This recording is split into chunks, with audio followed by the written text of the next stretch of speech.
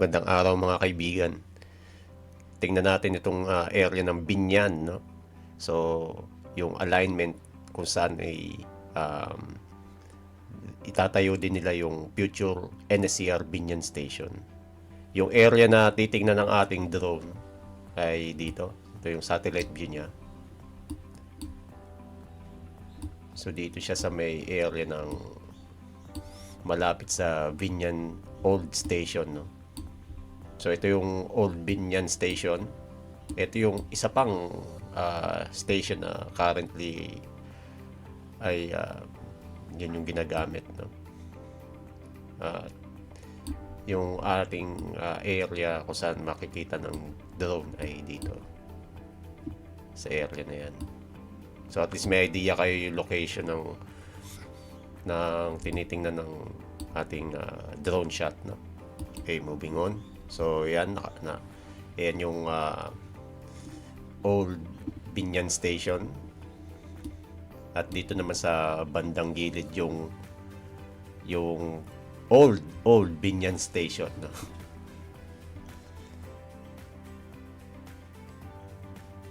So yan yung area na yan. Sa ngayon wala pa silang dito na ginagawa sa area na to kasi nga ay ayon sa aking pagkakaalam ay may preservation plans para dito sa Old Binyan Station, no? Kung titingnan nga natin itong alignment ng plans para dito sa Binyan Station, so nandito yung current na Binyan Station, dito naman yung Old Binyan Station. So may napapansin ba kayo?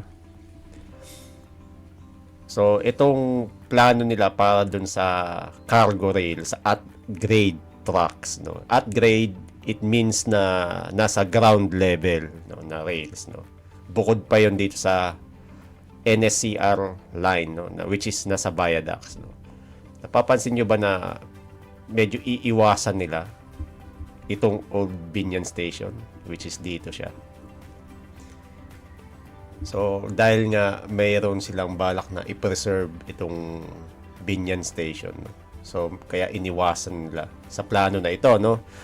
Which is kung hindi pa nila nire-revise itong plano na ito. Kasi mayroon naman silang option para i-revise ito kung kinakailangan, no? Pero dito sa plans, which is kasama ito ng bidding documents nung time na na-release nila, ito yung plano dito, no? Na iiwasan nila itong Old Binyan Station. So moving on, matatanong rin natin itong parang creek dito sa area nito, itong river na to, which is nandun din yung dadaanan ng Binyan alignment, no? Which is kung titingnan natin dito sa alignment na to, ito yung side view nung profile niya, side view nung alignment niya, ng mga viaducts. Doon sa Binyan River ay ang gagawin nila doon ay balance cantilever, no? So kaya ginamit ay balance cantilever kasi masyadong malapad na yung distance na kailangang tawirin ng mga viaducts, no? Typically, yung mga viaducts ay nasa 40 meters yung length nila, no? Pero dito, crossing ng Binyan River ay 90 meters yung kanilang kailangan tawirin. Kaya balance cantilever design yung gamit nila. Pag sinabi kasing cantilever ay isang structure na naka-suspend siya, naka-extend siya horizontally. Then, isa lang, sa isang side lang siya sinusuportahan, no? So, typically, ito ay cantilever siya. Wala siyang support dito sa gitna, no? Then, dalawa siya, no? Balance, no? Habang kino-construct siya, magkasabay na kino-construct yung bawat sides niya. Hence, balanced cantilever, no? So, mismong suporta niya ay nandito lang sa gitna. Yung pinaka-support niya. Ngayon, kaya nila ginamit to kasi nga para mas mahaba yung ma-reach ng horizontal structure na to. Sa loob niyan may mga tendons o cable wires, no, na siya yung nagsusuporta dito sa mga precast segments niya. So para hindi malaglag, no.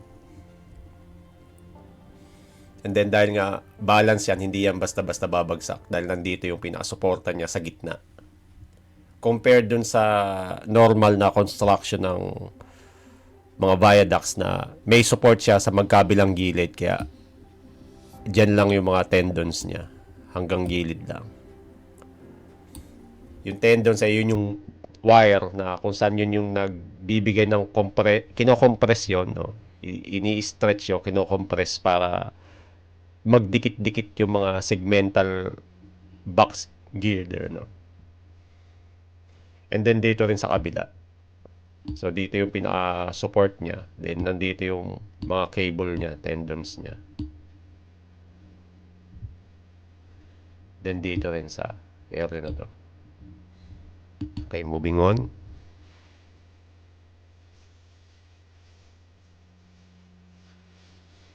So yun yung close-up ng Old Binyan Station, no? Then ito naman yung isa pang station, no, which is the recent na ginagamit nila nung operational pa dito sa linya na to.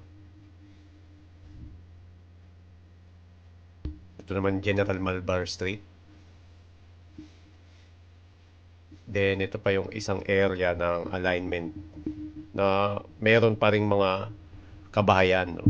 Although not sure kung ito ba yung mga ISF o may titulo, pero mukhang mga ISF, no. Just correct me if I'm wrong doon sa mga nakakaalam. So dito sa area na to, kung titingnan natin dito sa alignment, so yan, tawid tayo ng General Malbar Street. Diyan yung future Binyan Station, no, ng NSCR sa area na yan. Kung nasaan yung mga kabahayan diyan. So diyan itatayo yun.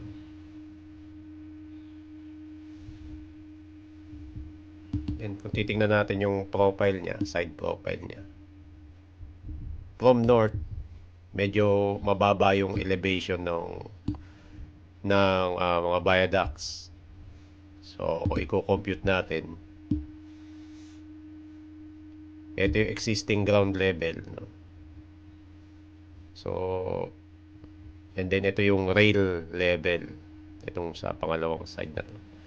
So 17.1 minus 6.47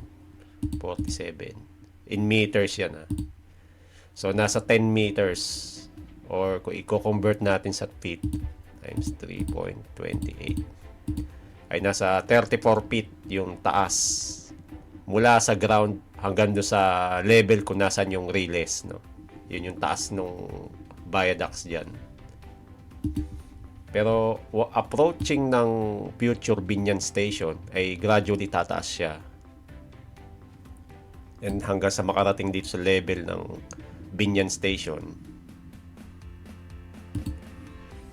Kung i-compute naman natin siya, so 24.85, no.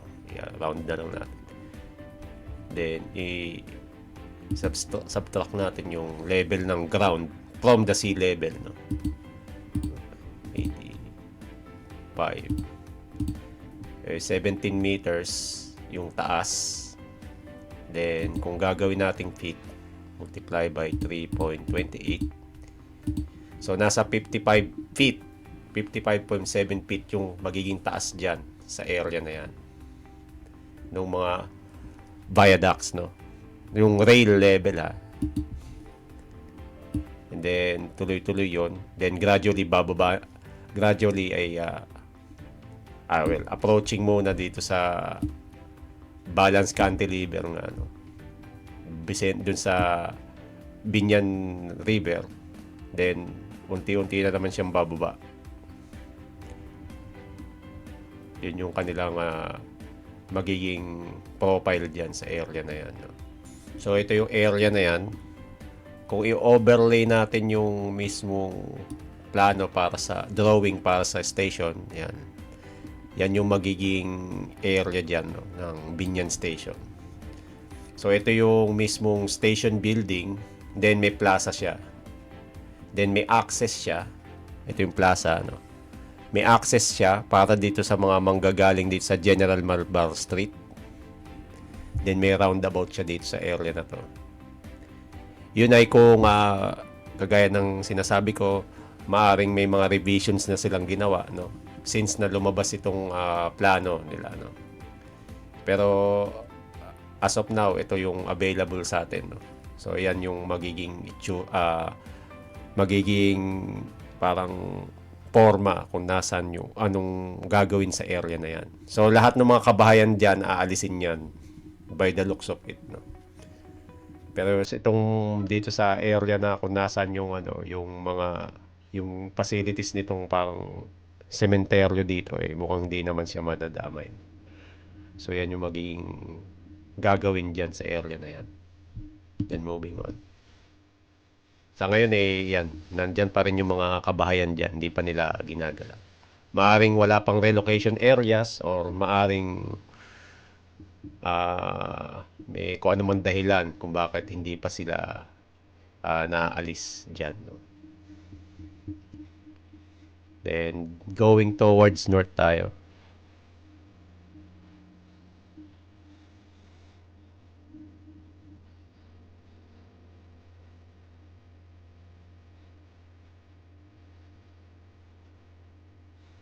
So, napapansin nyo, may mga poste ng NGCP doon sa magkabilang side ng row, no, ng PNR.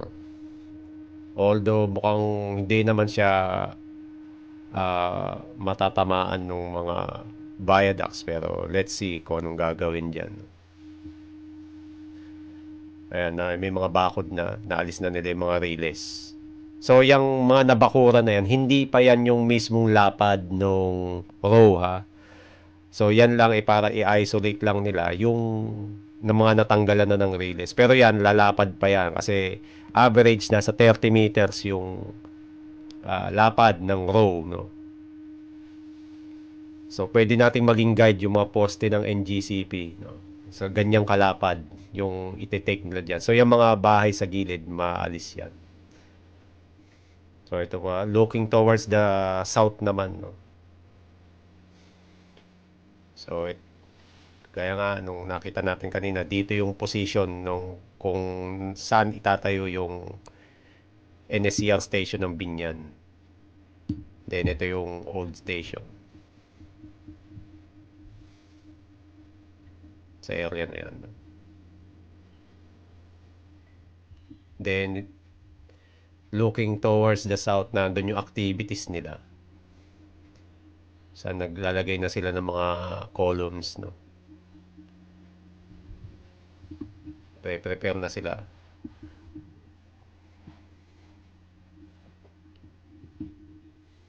So, yan yung pinakamadadaanan ng row.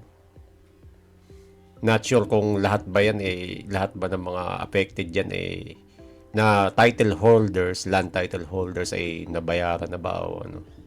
Pero yan pa lang yung ginagawa sa area na yan.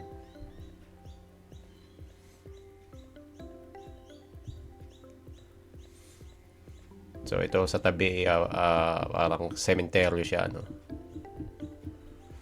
Then ayun na yung dun sa pinaka south na dun yung Pavilion Mall. Ayun, yun yung Pavilion Mall. Ito yung mga ginagawa pa nila dito. Wala pa silang naitatay yung mga columns. Meron ng rebar yung iba. Pero mostly ito ay mga ano pa lang, mga